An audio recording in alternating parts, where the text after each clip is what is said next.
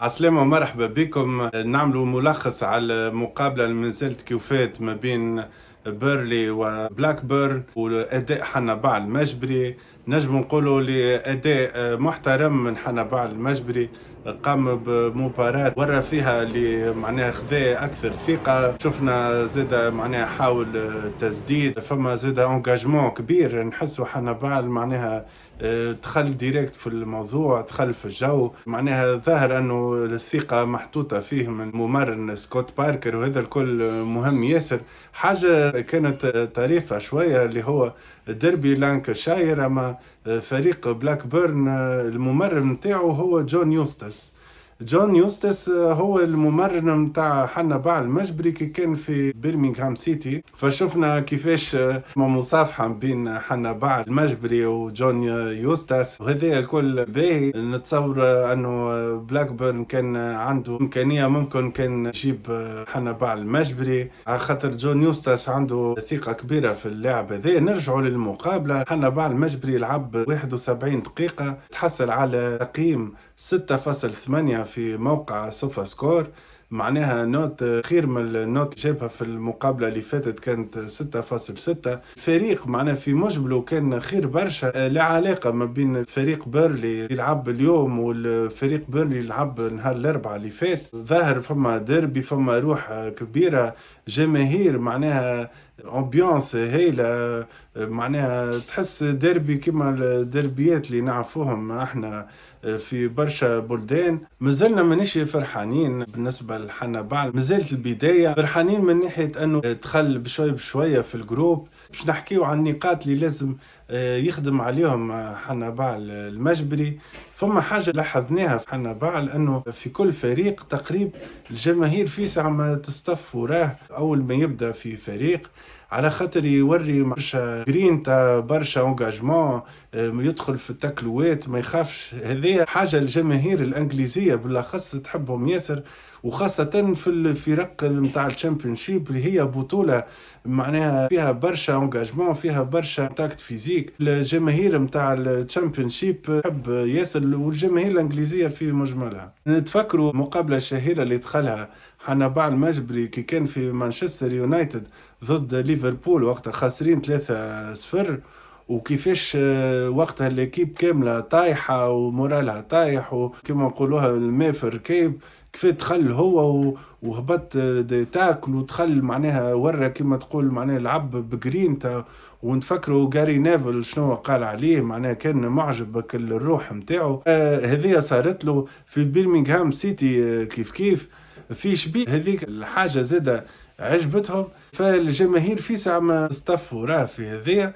لكن هذيك ما يكفيش، على خاطر هذيك تجم الجماهير اللي ما تعرفكش من الاول تقول والله هو باش يلعب على المريول وباش يعرق على المريول وكل شيء، لكن هم من بعد اللي طالبين منك اكثر من انك تلعب بالمريول، انك توري معناها تكنيك ماش عندك في ساقيك، انك تسجل الاهداف، انك تعمل لي باس ديسيسيف. هذا هو معناها نقولوا لحنبال المجبري اللي هذا الكل باهي معناها من الاول، لكن لازم يرد باله. تو معناه يتعدى فيسع يتعدى الفيتاس اللي من بعدها، اللي هي انه معناه يركز على التكنيك التكتيك، واللي ما يخافش اللي حكينا فيه معنا في الفيديوهات اللي فاتت، معناها انه يسدد في ال 18 متر تمريرات الحاسمة. اليوم حاجة مش باهية انه تحصل على ورقة صفراء كما قلنا، معناها حنبال كما نقولوها بلغتنا يتخمر فيسع ويدخل في المباراة بزيد شوية، يدخل في التكلوات، وهذه معناه يكون باهي كي تربح الدويل متاعك، اما كي تخسر تولي تعمل اخطاء ووقتها تجيب الاوراق صفر.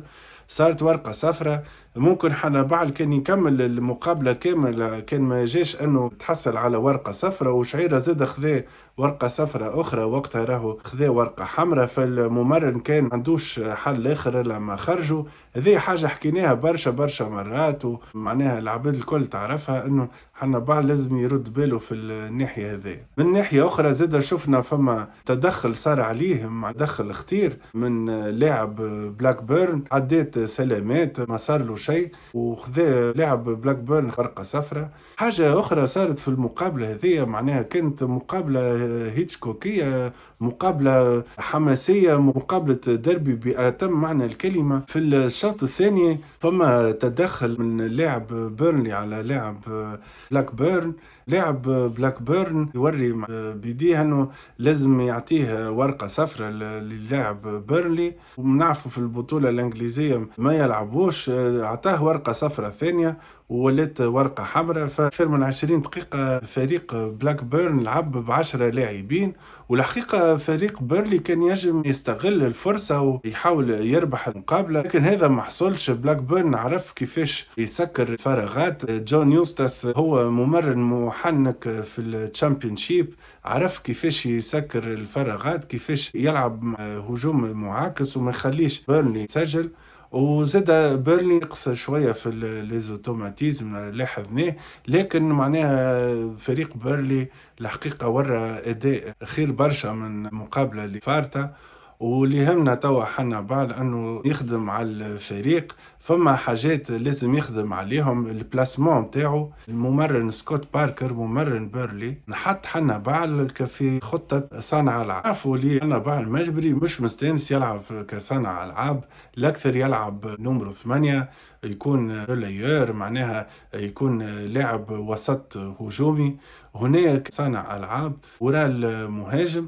شفناه حنا بعد ما كانش مرتاح بالنسبة للبلاسمون متاعو، ما يدخلش انتخ لين، تلقاه مرة على اليمين ومرة على اليسار. معناها ترجع هذيك متاع الريفلكس متاع الروليور اللي يحب شوية معناها يهبط قريب للسنتر وبعد ياخذ الكرة ويحاول يلعب مع أصحابه. فما حاجة من اثنين، يما حنا بعد معناها يخدم عليها، معناها حطوه في خطة كان نغزل مانشستر يونايتد كما تقول في بلاصة برونو فرنانديز، وهذه خطة ما يلعبهاش حنا بعد لا في مانشستر يونايتد ولا حتى في بيرمنغهام سيتي. فهذه حاجة لازم مع الممرن يخدم عليها. مع بالنسبة ونيفو تكتيك، معناها هل هذه مع باش تكون الخطة اللي باش يلعبوا بها وقتها، هو لازم ياخذ لي ريفلكس، يعرف وقتها يطلب كورته، معناها ما يهبطش كل مرة ياخذ كورته من السنتر يطلع بها. يحاول معناها يعرف زاده وقتاش يديكروشي، وقتاش يلعب الان دو مع اصحابه، وقتاش سايب الباس القدام. راهو زاد معناها صانع العاب يسجل اهداف، يعرف يشوط. شفنا اليوم معناها حنا بعد المجبري عمل تسديده لكن ناقصه، معناها باهي اللي يسدد لكن كانت بعيده وكانت من غير خطر وناقصه بيسانس، لازم يخدم على التير برشا. هذا الكل لازم معناه يصير المعاينه نتاعو.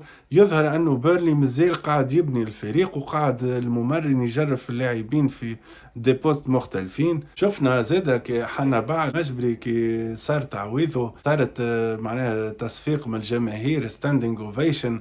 نعرفوا نفرقوا راهم ما بين معناها تصفيق كما تقول متاع تربية متاع اللي عندك لاعب خرج معناها من فريقك في ديربي، ومبين تصفيق انه جماهير معناها قاعدة تساند في لاعب. لاحظناه معناها فما مساندة، فما تصفيق كبير على حنا بعد. ما عجبهم كما قلنا معناها هذية لأنه يلعب بجرين تعجبهم، والجماهير الإنجليزية تحب هذية، لكن مازال مش كافي. باهي أنه الجماهير وراه، إن شاء الله يكملوا وراه. تابعونا في الفيديو الجايين. ماكس بارتاج كالعادة للفيديو، عملونا لايك ونشوفكم في فيديو جديد.